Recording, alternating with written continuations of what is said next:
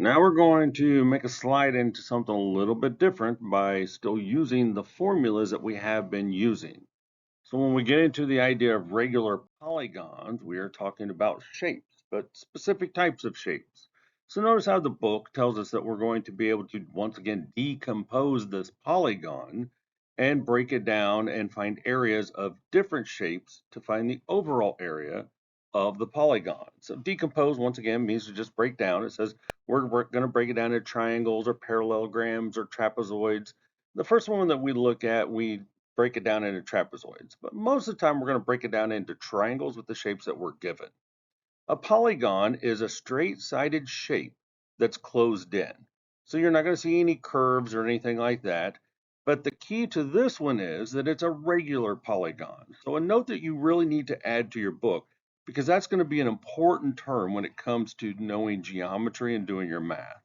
The term regular, if we have a regular shape, it simply means that it has all equal measurements. So write that down in your book. All regular shapes are referring to shapes that have equal measurements. All right, pause this if you need to write it down. So when I look at these shapes, these are all regular polygons. The triangle is called an equilateral triangle. The quadrilateral is a square because all four sides are equal. Then when I get into the pentagon, I can see that all the measurements of the pentagon, penta meaning 5, have 5 equal shapes. The hexagon, hexa meaning 6, has 6 equal shapes. So when I start looking at them, I can break them down into individual shapes. I'm going to do it with the even-sided ones because it's easier to draw, to be honest. So if I take the quadrilateral, I can break it up into 4 equal lateral triangles. When I take the hexagon, I can make it into 6 equilateral triangles, right? Heptagon, hepta meaning 7, octo, like an octopus, has 8 arms, means 8 sides. A nonagon means 9, and then you have a decagon, which we will be doing a decagon in these practice problems. But they can all be broken down into the exact same measurements when it comes to all the different triangles. And you know how many different triangles to use because it's how many sides there are. So when I look at the decagon and I know that that's 10, then I know I'm going to have 10 equal triangles. Well, where if I look at the heptagon, I know I'm going to have 7 equal triangles. So then we get into practicing what we have used in 8.1, 8.2, and 8.3 and decomposing or breaking up these regular polygons into congruent shapes that I can find the area of to find the overall size. So these are going to be several different steps in the math problem. This particular shape is a hexagon. It has 6 sides, hexa meaning 6. They are regular triangles, but it doesn't give me the measurements I need for the triangles. So they tell me instead we're going to break it up into 2 congruent or 2 equal trapezoids. They remind us that the area of a trapezoid is 1/2 times the height times the base 1 plus base 2. And once again, I don't teach it that way because I find it confuses my students. I'm not telling you can't use it that way. If you can do that formula and it makes sense to you and you don't have any problem with it, then by all means use it that way. I find that teaching it with this setup is much easier for my students to remember, and that's why I use it this way. So that once again just simply says that the base A plus the base B divided by 2, then I multiply by height. It will give me the same answer. I just find that formula is easier for students to remember. So I'm going to plug in my information. When I look at my trapezoid, I'm just looking at my top one that's making up this hexagon. I see my base A and my base B. Now it doesn't matter which one is A and which one is B. I usually just say that A is the smaller one and B is the bigger one, but it really doesn't matter. Because I'm just simply going to add them together, my math would never change. So I take my 2 plus my 4 divided by 2, and then I know I have to multiply by height. Now, remember, when I'm doing height, I'm looking for that little box. That little box is always going to be with perpendicular lines, and that tells me it's a 90-degree angle. Remember, diagonals are not things that we use. We don't use those measurements. I need the perpendicular lines with the box to show me that that is my height. So I know I'm going to multiply by 1.73. So I do my first math, which is the 2 plus 4, which is 6 over 2, times 1.3, and a fraction, 6 over 2, is division, so 6 divided by 2 is 3, And then I keep them multiplied by 1.73 or 173 hundredths, and then I multiply those together. So 1 is 73 hundredths times 3. 3 times 3 is 9, and 3 times 7 is 21. Carry my 2. 3 times 1 is 3 plus 2 is 5. Once again, I multiplied a decimal position, so I have to count my decimal positions. There are 2 of them, so I have to move my decimal from right to left 2 times. So that tells me that my area is 5.19, but that is not my answer, correct? Because that's just the area of one trapezoid. So I have to double that because I have 2 congruent trapezoids. So now I have to multiply 5.19 by 2. So 5.19 by 2, 2 times 9 is 18, carry my 1, and then 2 times 1 plus 1 is 3, and 2 times 5 is 10. Once again, multiplying a decimal number, I count my decimal spaces, there are 2, I move it from right to left 2 times. Now I can say that my area of the hexagon is 10 and 38 hundredths, or 10 and 0.38. Then I look at my label. It's centimeters. It doesn't matter if it's a polygon or if it's a square. I know I'm finding area, so I have to take the straight label and I have to square it. So this particular answer is going to be, as you will see in your book, 10.38 square centimeters. Once again, I know it's worked in your book. I'm explaining to you step by step exactly how we find it. So let's cube up this particular question when it comes to this octagon so we understand what it's saying. It says, a stop sign is shaped like a regular octagon. An octo, once again, means 8-sided shape. It says each side of the sign is 15 inches long, which we can see, and measures 36 inches between parallel sides. Now, if this was the shape that they gave me, where they gave me the length of one side, but they didn't give me any other measurement, then I would need to know that 36 inches is what is between parallel sides. So if we look at the top and bottom, the distance from top to bottom is going to be 36. And therefore, when I'm looking halfway to the middle of the shape, I would have to take the 36 divided by 2. That would tell me that the height of the triangle that we're needing to find is 18 inches. That's not what they give me. What they give me is they tell me that I have this right angle here, right? And I always look for the right angle so I know the height.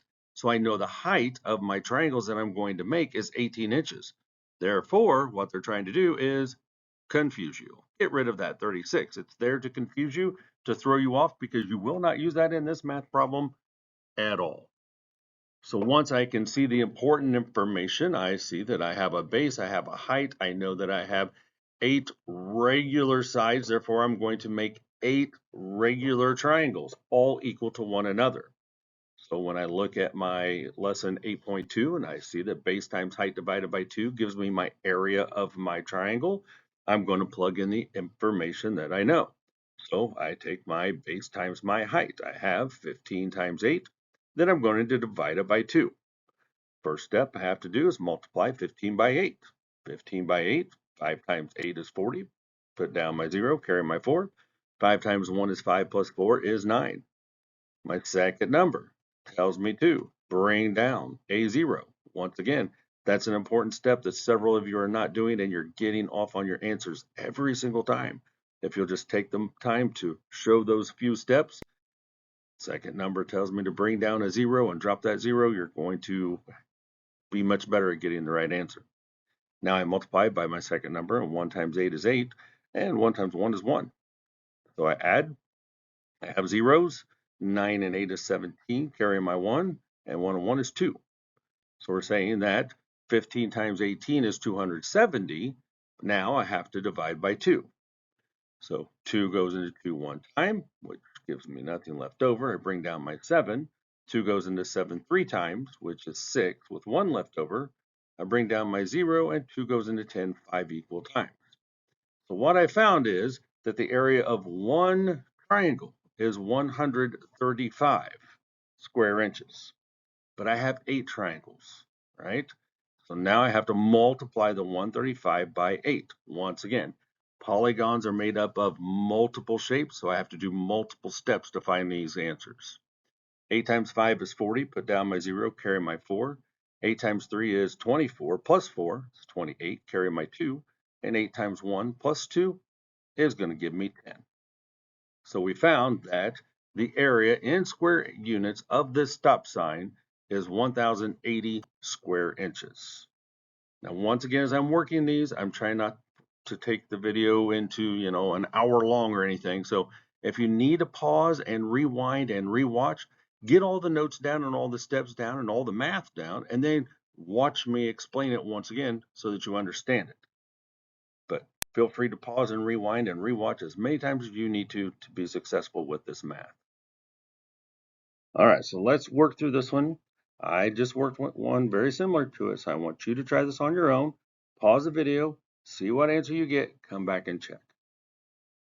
So hopefully you took a few minutes because once again, multiple steps in these math problems. So when I see it, I have a regular hexagon. Hexa means 6, and regular means I have 6 triangles that are going to make it up that are all equal to one another. Therefore, I'm going to use my base times height divided by 2. I'm told that my base is 1.8 inches. All right. But then they show me, once again, looking for that perpendicular set of lines and that right angle indicated, I can see that my height is 1.56. So I'm going to use my formula for area of a triangle to find the area of the hexagon. And then, did you notice what it said to do in this last step? Round to the nearest hundredth. So we'll review how to round when we get to the end of the video. So 1.8 times 1.56. Once again, I like to put my larger digits on the top and then my numbers with the smaller number of digits on the bottom. So I'm going to multiply by 8. 8 times 6 is 48. Put down my 8, carry addition of 4. 8 times 5 is 40 plus 4 is 44. Carry my addition of 4. 8 times 1 plus 4 is 12. Once again, my second number tells me to bring down a 0. Now, 1 times anything is itself, so I just have 1 times 6, which is 6, 1 times 5, which is 5, and 1 times 1, which is 1. Now I have my two products for my two different numbers. I'm going to add those together. 8 and 0 is 8. 6 and 4 is 10. Carry my 1. 5 plus 2 plus 1 is 8. And 1 and 1 is 2. Now I count my decimal positions because I multiplied by decimal numbers. I have 3 decimal positions in my math problem, so I'm going to move my decimal from right to left 3 times. Now, I'm not done because that was just the first step of finding the area of the triangle, right? So that would be the area if it was a quadrilateral. Now I have to take 2.808 and divide it by the 2. I always raise my decimal before I divide. 2 goes into 2 once, which is 2. Bring down my 8. 2 goes into 8 4 times, which is 8. Bring down my 0. 0 goes into 0, 0, or 2 goes into 0, 0 times. And then I bring down my 8, and 2 goes into 8 another 4 times. So we're finding that the area of each of those triangles is 1.404, or 1 and 404 thousandths. But there are 6 of them. So now I have to multiply by 6. Well, that's easy enough. 6 times 4 is 24, carry my 2.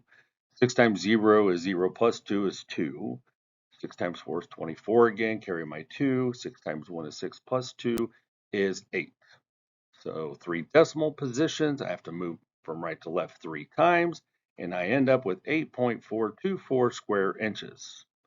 Once again though, my last step has to be that I round. So thinking back to the rules of rounding that we said from the very beginning, I have 2 steps that I have to do, and then I have to ask my rounding questions. My first step is I have to round or underline the position that we're talking about rounding. It says to round to the nearest hundredth. So when I go to my decimal, my first one to the right is tenths, my second is hundredths. So I'm going to underline the 2. I always circle the indicator, and once again, the indicator indicates the math I'm going to do. Am I going to stay the same, or am I going to round up? And the indicator is always to the right of the place value that we're looking at rounding. Then I ask my questions of what I circled. What I circled is the 4, and then I have my 2 rules. If the indicator is 0 to 4, which is 0, 1, 2, 3, or 4, then I know I'm going to stay the same. If it is 5 through 9, which is 5, 6, 7, 8, or 9, then I know I'm going to round up.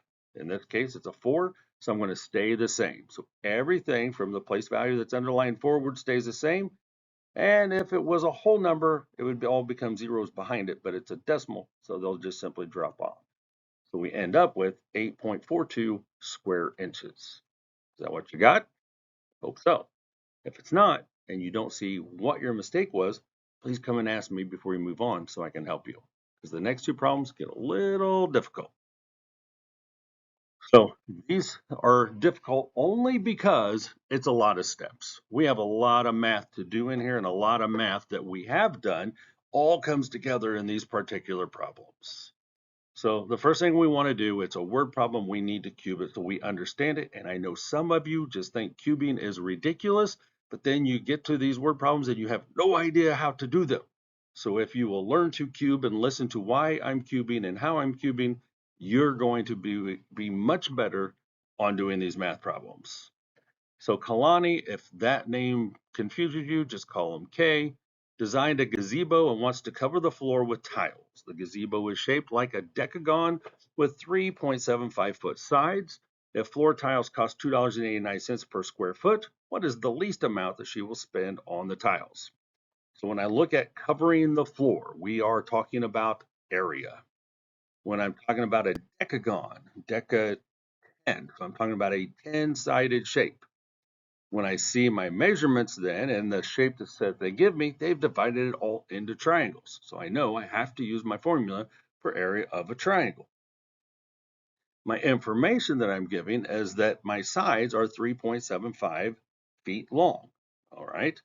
But then I have to, once again, look for that right angle so I know where the height is. Always going to be with a perpendicular set of lines. So I know my height is 5.77 feet. Then I have to look at it's going to cost me $2.89 per square foot. And per in this case, since I'm going to be finding a cost overall, I know it's going to be multiplying when I get to that math.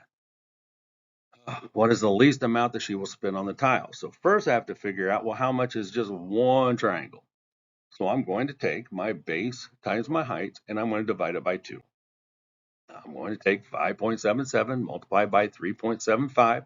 I have 3 different numbers I have to multiply by, right? You have to show your math in order to get credit. So don't just try to do it on your calculator after writing the problem saying, oh yeah, I did that. Nope. Because when you take your standardized test, very first test, you cannot have a calculator. You have to be able to do this math without a calculator.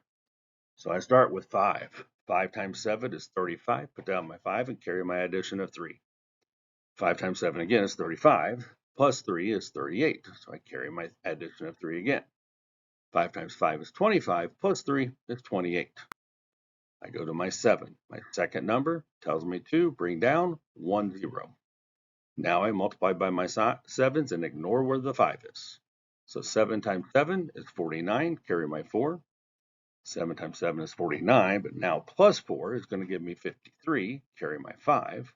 And 7 times 5 is 35, plus 5 is 40. Now I got to go to my 3. So that's my third number. And my third number tells me to bring down 2 zeros. Then I ignore those and I multiply by my 3. So 3 times 7 is 21, carry my 2.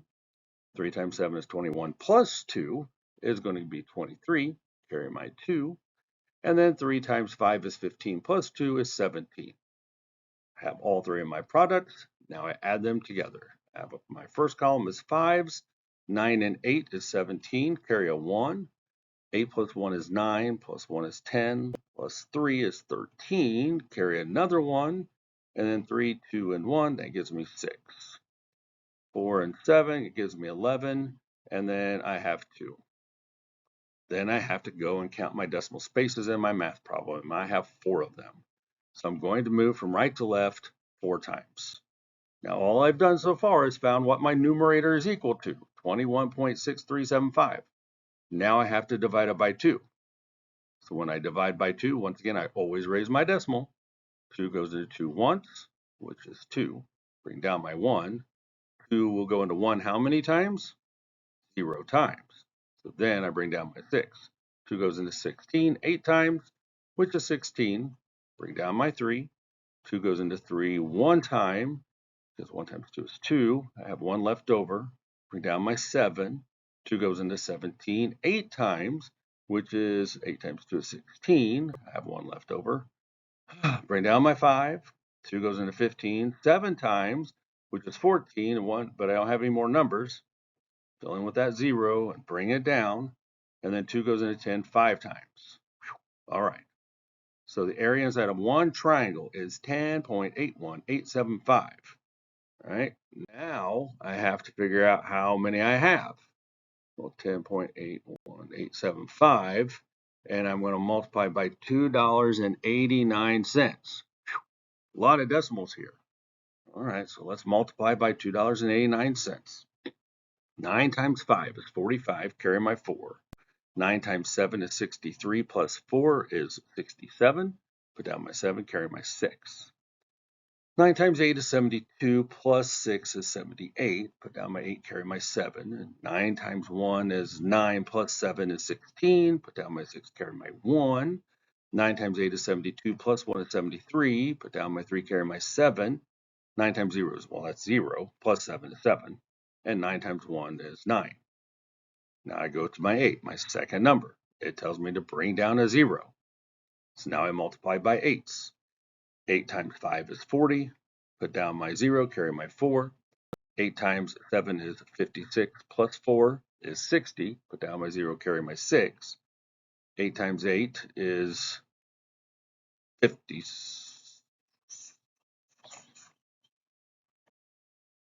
I apologize, I got a message. So where were we? 8 times 8 is 64, plus 6 is 70. Put down my 0, carry my 7. 8 times 1 is 8, plus 7 is 15. Put down my 5, carry my 1. 8 times 8 is 64, plus 1 is 65. Put down my 5, carry my 6.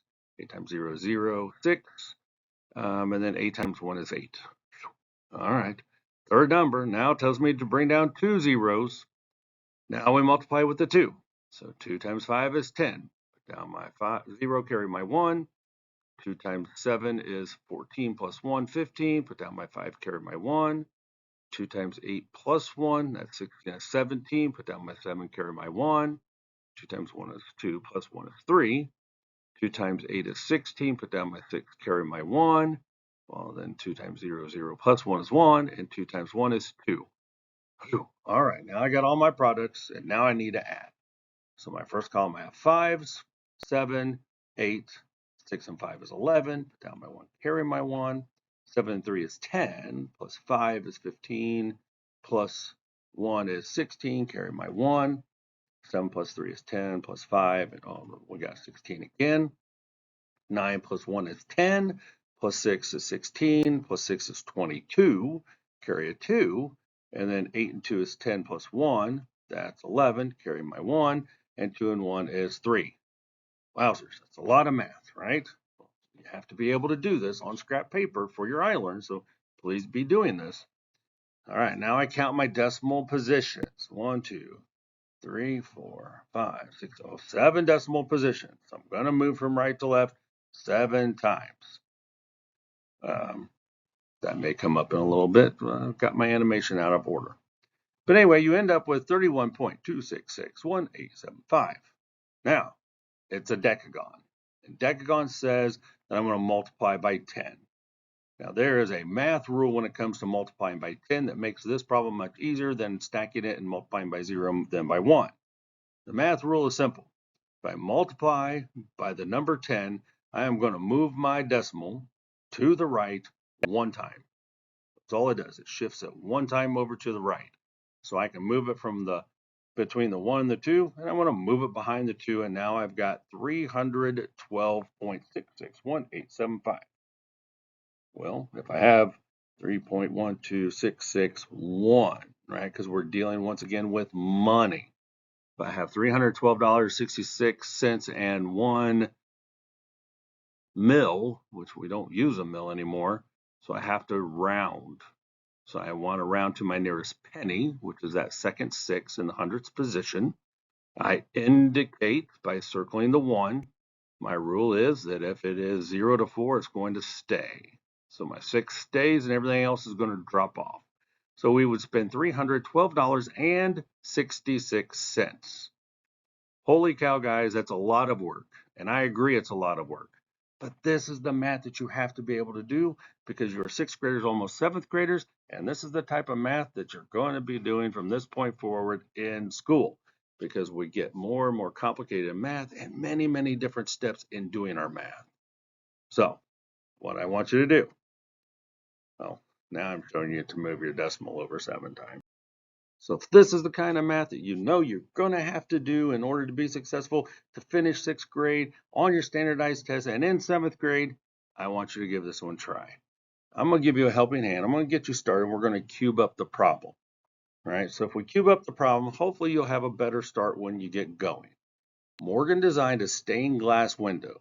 Right? So if it's a window, right, we're not talking about a window pane. We're not talking about a window frame. We're talking about the flat area of the glass. So we know we're solving for area, right? We just have to think about what it's telling us. And that's going to be added above the door at the community center. That doesn't matter. The window is shaped like an octagon. That's important. We know an octopus has 8 arms, so that's an 8-sided shape with 15-inch sides. Right? Well, if they give me my sides and I know it's a regular octagon and therefore I have base times height, well, then I have to look once again for that right angle. This one's a little difficult to see, but hopefully you can see it in your picture, and that's 18.107. And then it says, if the stained glass cost 70 cents per square inch, how much will she spend on the window? And per in this case, since it's in small groupings that we have to find for the total, we know we're going to have to multiply. All right, so we have it cubed up. I want you to do your best, see if you get the right answer, come back and check after you write it down. Once again, this is about a 5-minute problem. So hopefully you've done as I asked and you at least try, because that's all I'm asking is you be able to try. All right, and then I'll walk you through on what it is we're supposed to do to see how much she's going to spend. So once again, I take my information, I use my formula for the area of a triangle, base times height. Once again, I'm going to put my one with the most digits on top. So I put the 18.107 on top and multiply by the 15. Once again, this is just going to find our numerator. We'll have to divide by 2. I start with the 5. 5 times 7 is 35. Put down my 5, carry my 3. 5 times 0 is 0 plus 3 is 3. 5 times 1 is 5. 5 times 8 is 40. Put down my 0, carry my 4. And then 5 times 1 is 5 plus 4 is 9. My second number tells me to bring down 1 0. And then I'm multiplying everything by a 1, so I'm just going to write down my numbers in the order, just making sure everything is lined up neatly so I can add it up together correctly. So I put my 7, my 0, my 1, my 8, my 1. I then add my products. I have a 5, 7 and 3 is 10, carry my 1. 5 and 1 is 6, 1 and nothing is 1. 9 and 8 is 17, carry my 1, and 2. I count my decimal spaces. I have 3 decimal spaces in my math problem, so I'm going to move from right to left 3 times. So that gives me 271.605 as my numerator divided by 2. So I have to do my division. Raise my decimal before I do the math. 2 goes into 2 once, which is 2. I bring down my 7, and 2 goes into 7 3 times, because 3 times 2 is 6. That gives me a remainder of 1. Bring down my 1. 2 goes in 11 5 times, which is 10, remainder of 1. Now I bring down my 6. 2 goes into 16 8 times, which is 16. Bring down my 0. And 2 goes into 0, have to hold that place value, 0 times. Bring down my 5. 2 goes into 5 2 times, which is 4. Need another 0, right? So I have to bring down a 0. And 2 goes into 10 5 times. So I find out that the area of one triangle is 135.8025, 8,025 10,000ths. Now, once I've done all that, now I get into the next step. When I have that number, I'm going to multiply by my money, and it costs me 70 cents per square inch. We know that we have 135.8025 square inches in one triangle. How much is that going to cost me? I multiply by 0 and I get 0. So I go to my second number and bring down a place value and multiply now by my sevens. So 7 times 5 is 35. 7 times 2 is 14 plus 3 is going to be 17. Carry my 1. 7 is 0 plus 1 is 1. 7 and 8 is 56. 7 and 5 is 35 plus 5 is 40. Carry my 4. 7 times 3 is 21 plus 4 is 25. Carry my 2. And 7 times 1 plus 2 is 9. How many decimal spaces are in my math problem? Well, there's 1, 2, 3, 4, 5, 6. So I have to move it 6 times. So I end up with 95.061750. Okay. So as I'm doing this, we're looking at money, correct? So this is where I can start making my math problem easier. If I'm dealing with money, I know I have to go to my pennies position. I can't go any further to the right, and I can't eliminate my pennies position. So I just need my first 4 digits to look at and then round. If I have 95.061 and my pennies, right, I underline my place value that's going to be rounded because it's money. It has to be the pennies position, the 6.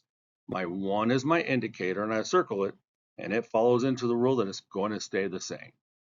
So I know each triangle is going to cost me $95.06. If I know each triangle cost me $95.06, now I multiply it by 8. So now I multiply by 8, and 8 times 6 is 48. Put down my 8, carry my 4. 8 times 0 is 0 plus 4 is 4.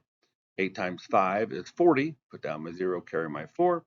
And 8 times 9 is 72, plus 4 is 76. Count my decimal spaces. There are 2, so I move from right to left 2 times. That keeps me with my 2 decimal positions I need for money. So I know that we have 760.48. Once again, my label in this one is money. You get to the right answer, right? A lot of work. I understand it's a lot of work. If you didn't understand where you might have messed up, please come and ask me. Show me your work so I can help you. Okay? I want to be able to help you understand these. All right, so that's all it is for the video. Make sure you have your notes written down and then come to me and I'll give you your assignment.